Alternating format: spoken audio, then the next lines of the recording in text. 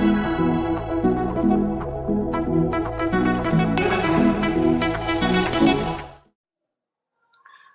विद्यार्थियों, visual digital school में आपका स्वागत है। मैं रविंद्र प्रजापति आपको विज्ञान के रसायन वाले भाग का जो है अध्ययन करवाऊंगा और मुझे रसायन पढ़ाते हुए 14 सालों से भी अधिक का समय हो चुका है। आज हम विज्ञान में अध्याय 1 रासायनिक अभिक्रिया एवं समीकरण को शुरू करने जा रहे हैं। तो सबसे पहले आइए हम पढ़ते हैं। इस पाठ में हमको किस तरह की जो बातें हैं वो पढ़नी है और किस तरह के टॉपिक्स हमको आगे सॉल्व करने हैं। सबसे पहले देते हैं हम इस पाठ का परिचय। परिचय से मतलब है सबसे पहले इस पाठ में हमें दो बातें ध्यान रखनी है। पाठ में पहला दे रखा है रासायनिक अभिक्रिया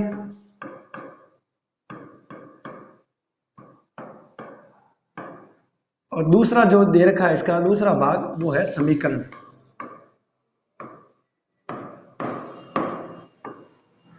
पहले हम जिस भाग को लेंगे वो है रासायनिक अभिक्रिया। होता क्या है? रासायनिक अभिक्रिया से मतलब है सामान्य रूप से हम एक शब्द को बात करेंगे, रसायन इस शब्द को पहले छोड़ देंगे, इसकी बात करेंगे अभिक्रिया। अभिक्रिया का मतलब है सीधा सा मिलना।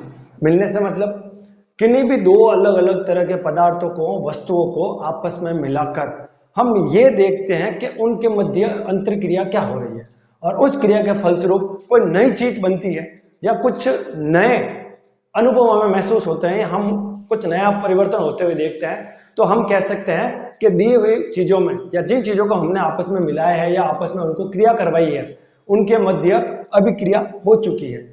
तो ये तो हो गया सिर्फ साधारण मतलब अभिक्रिया का। अब बात करते हैं आगे जो शब्द लगा रसायन।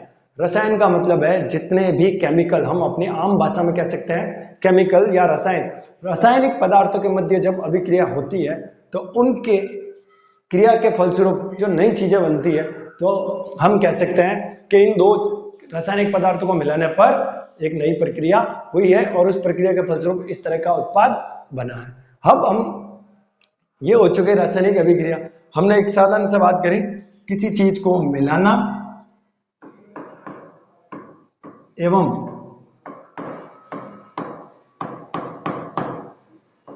परिवर्तन होना, उस वस्तु में परिवर्तन हो जाना। अब हम आगे पढ़ेंगे।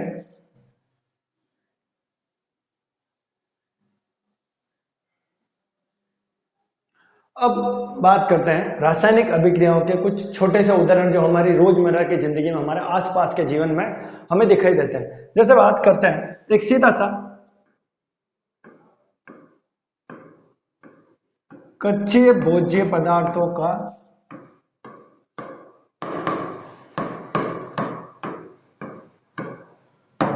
को पकाना। हम इसे सामान्य रूप से ये भी कह सकते हैं भोजन पकाना।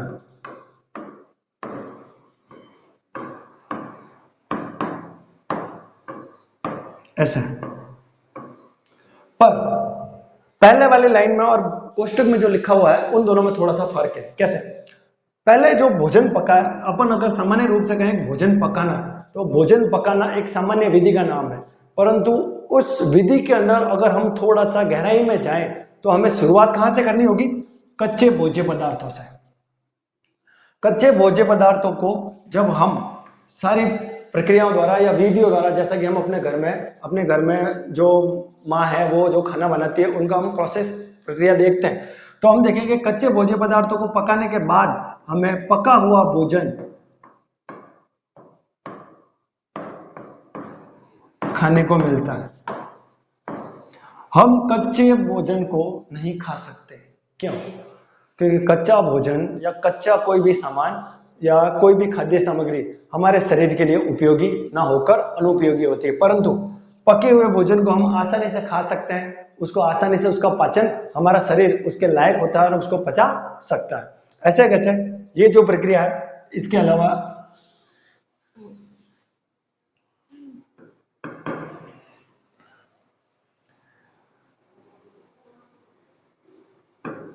आगे इसी से जुड़ी हुई बात करते हैं, जैसे भोजन का पाचन।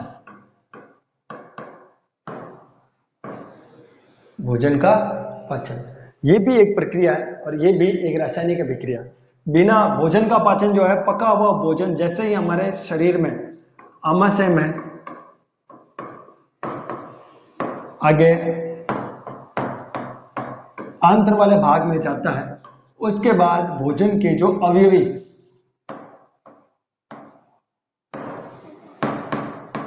उपयोगी कह सकते हैं, उपयोगी अवयवी भाग हैं, वो इस भोजन से अलग होकर हमारे शरीर में चले जाते हैं, जिसको हम कह सकते हैं पोषक तत्व, और अंत में जो बचता है उसको हम कहते हैं अपशिष्ट।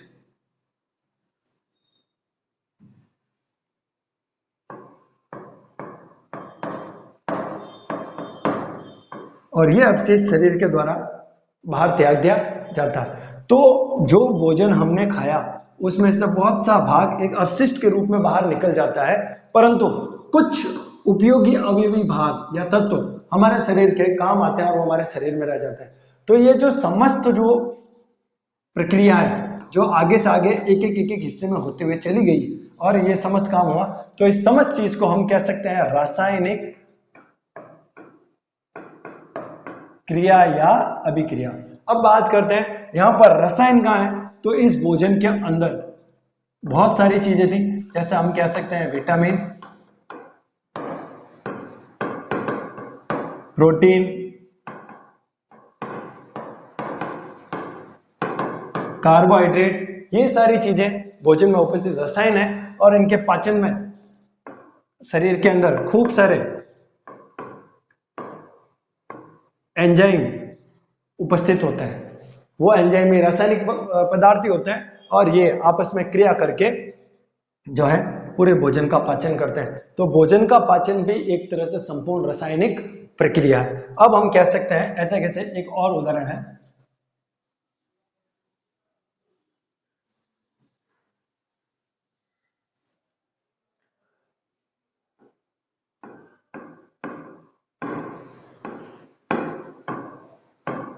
अंगूर का किण्वन। किण्वन शब्द से अपना सामान्य मतलब है वो है सड़ना या सड़ाना। ऐसे कैसे और है रासायनिक अभिक्रिया। एक छोटा सा उदाहरण जो अपनी आम जिंदगी में देखते हैं, दूध से दही का निर्माण।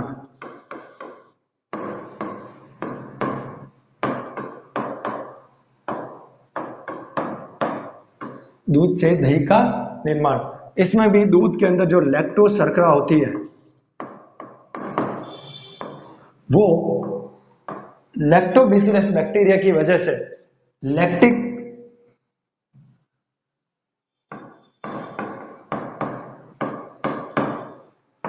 अम्ल में बदल जाती है। तो यहां पर भी ये जो क्रिया है, ये लैक्टेज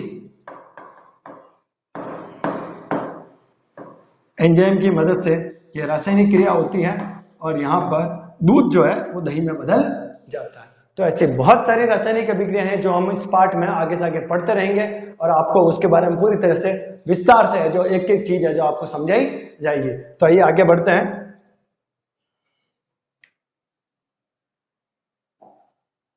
आगे है रासायनिक समीकरण। अब बात करते हैं किसी भी रासायनिक अभिक्रिया को आम भाषा में हम बोल के बता सकते हैं, परंतु आगे अपना जो हेडलाइन है वो है रासायनिक समीकरण।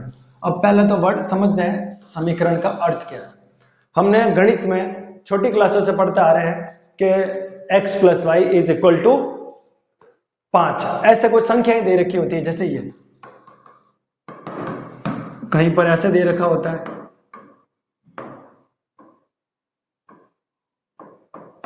इस तरह के, तो हम इन्हें कहते हैं समीकरण।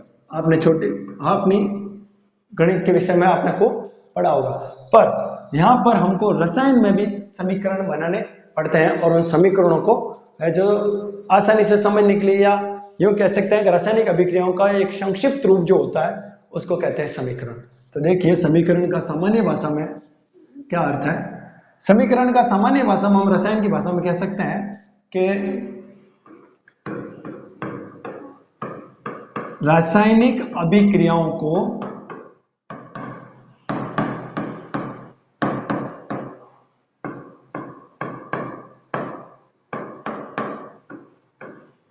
संक्षिप्त रूप में प्रदर्शित करना।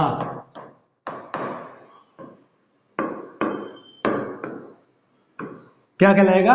रासायनिक समीकरण। रासायनिक अभिक्रियाओं को जो हम अपने दैनिक जीवन में देख रहे हैं या हम जिन्हें संपादित करवा रहे हैं, उनको संक्षिप्त रूप में बोर्ड पर या कागज में प्रदर्शित करने की प्रक्रिया को ही रासायनिक समीकरण कहते हैं। आइए अब देखते हैं रासायनिक समीकरण से क्या मतलब है।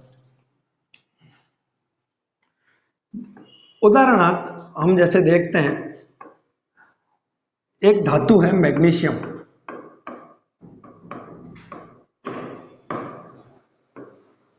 मैग्नीशियम धातु को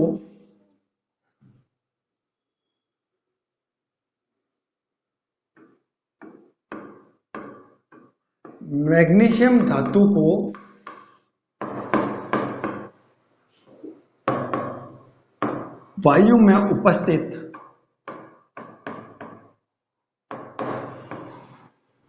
ऑक्सीजन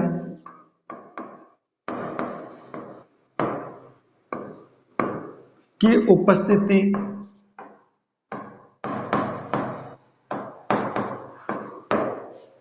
में जलाना।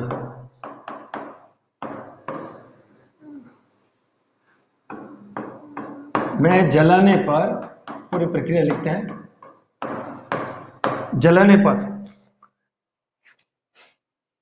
मैग्नीशियम ऑक्साइड का निर्माण होता है।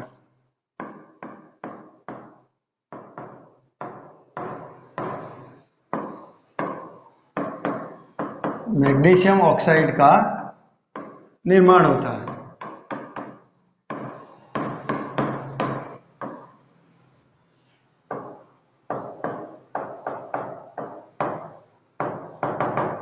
निर्माण होता है। अब ये जो एक उदाहरण मैंने लिया है, अब हम अगर किसी प्रक्रिया को संपादित करवाते हैं और आपने को यह कहा जाता है कि बताइए आपने इस रासायनिक अभिक्रिया को करवाने के लिए क्या क्या किया, तो आपने शुरू से एक पॉइंट बताएंगे। पहले मैग्नीशियम धातु को लिया, फिर उसको साफ किया, फिर वायु में उपस्थित, या यूं कह सकते हैं वायु की उपस्थिति में उसको जलाया। तो वायु की उपस्थिति में, तो वायु के अंदर मुख्य जो गैस होती है वो होती है ऑक्सीजन। किसी भी ज्वलन अभिक्रिया को संपादित करवाने के लिए वायु की उपस्थिति में करवाना जरूरी है। वायु की उपस्थिति मुख्य रूप से जो रासायनिक गैस होती है वो होती है ऑक्सीजन। तो ऑक्सीजन की उपस्थिति में मैग्नीशियम धातु को हम माचिस की मदद से या गैस की मदद से, स्टोव की मदद से उसको जलाएंगे, तो अंत में जो अपना नई चीज बनेगी या परिवर्तन होगा रासायनिक क्रिया के पश्चात, जो मैंने आपको पहले बताया था, वो क्या बनेगा? Magnesium oxide. अब ये तो हो गया एक सामान्य प्रक्रिया, पर हमें कहा जाता है कि सामान्य प्रक्रिया को रासायनिक समीकरण की भाषा में लिख के बताइए। तब हम क्या करेंगे? तो देखिए,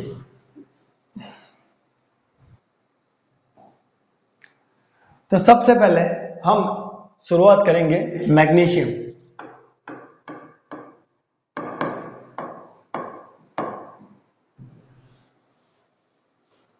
यहां लिख देते हैं,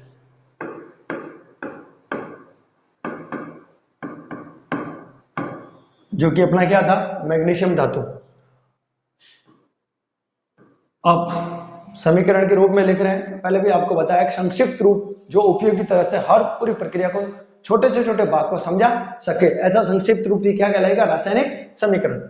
मैग्नीशियम को किसकी उपस्थिति में हमने जलाया? ऑक्सीजन। यहां पर हम वायु नहीं लिखेंगे,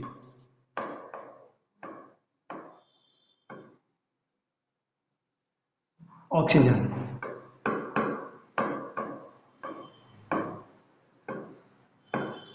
अब इस ऑक्सीजन में जलाने के पश्चात मैग्नीशियम और ऑक्सीजन को आपस में मिलाया, तो ये दो चीजें हो गई जिनको आपस में मिलाया। अब इनको मिलाने के या जलाने के पश्चात जो नई चीज बनेगी उसको कहेंगे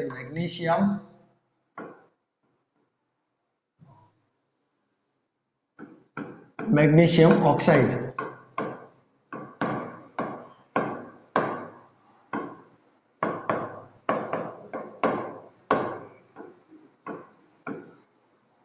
मैग्नीशियम ऑक्साइड। तो एक सीधी सी लाइन में, एक समीकरण के रूप में हमने जो 3-4 लाइनों में जो पूरी प्रक्रिया हमने पहले लिखी थी, उसको एक सीधी सी लाइन में आपने संक्षिप्त रूप में आपने समझा दिया। इस चीज को देखते ही हर किसी के दिमाग में ये सीधा सा आ जाता है, हाँ मैग्नीशियम जो कि एक धातु है उसको ऑक्सीजन की उपस्थिति में यहां हम लिख सकते हैं ज्वलन। जैसे आपको ये भी पता चल जाएगा कि इस प्रक्रिया में इन दोनों को जलाया गया है, तो जलेगा कौन? मैग्नीशियम। किसकी उपस्थिति में? ऑक्सीजन, जो कि सभी को पता है क्या है? गैस। और जलने के पश्चात जो नई चीज बनेगी वो क्या बनेगी? Magnesium oxide. अब बात करते हैं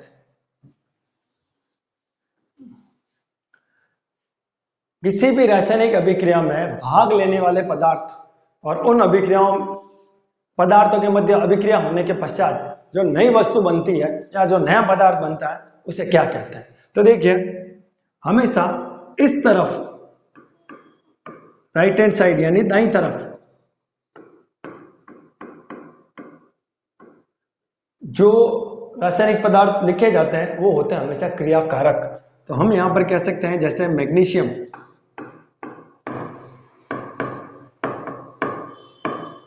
एवं ऑक्सीजन, अगर क्रियाकारक पदार्थ दो या दो से ज्यादा है तो उनके मध्य ऐसा प्लस का निशान लगाया जाता है। मैग्नीशियम के साथ क्या था? ऑक्सीजन। और इन दोनों को मिलाने के या जलाने के पश्चात जो भी प्रक्रिया हुई उसको हम स्थिर के द्वारा आगे बताएंगे कि इन दोनों के मिलने या जलने के पश्चात जो नया पदार्थ बना उसको हम स्थिर के आगे लिखेंगे। तो वो चीज क्या थी? Magnesium oxide.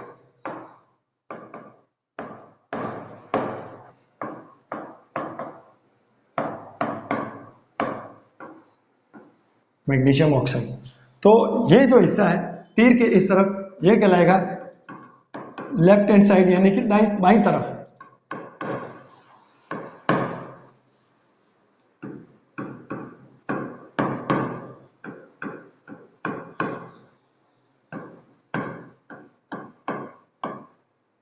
बाईं तरफ यहां पर जो मैग्नीशियम और ऑक्सीजन है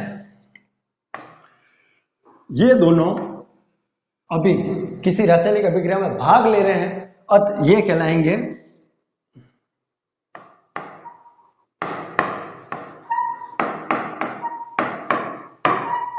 क्रियाकारक, या इनका दूसरा नाम भी हम कह सकते हैं अभिकारक।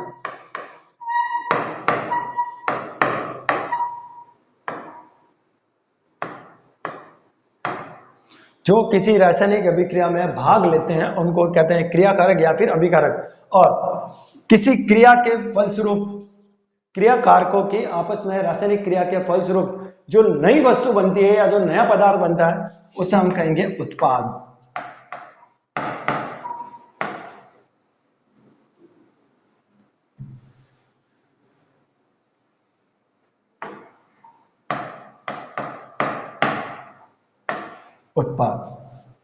उत्पाद भी जरूरी नहीं है कि एक ही हो, एक से ज्यादा भी हो सकता है। अगर उत्पाद एक से ज्यादा होता है किसी रासायनिक अभिक्रिया में तो उनके मध्य भी ऐसे प्लस का निशान लगाया जा सकता है और उनको प्रदर्शित किया जा सकता है।